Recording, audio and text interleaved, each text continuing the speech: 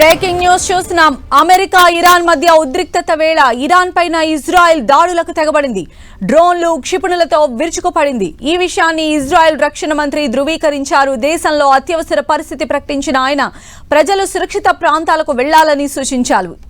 ఈ దాడులతో Israel Iran మధ్య ఉద్రిక్తత నెలకొంది.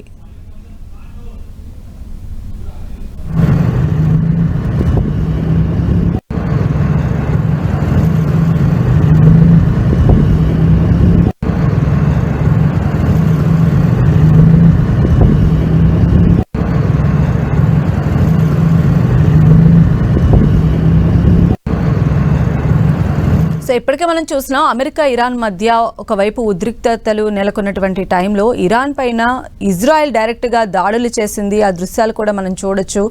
డ్రోన్లు క్షిపణులతో ఇరాన్ పైన ఇజ్రాయెల్ విరుచుకుపడినటువంటి దృశ్యాలు మనం చూడొచ్చు.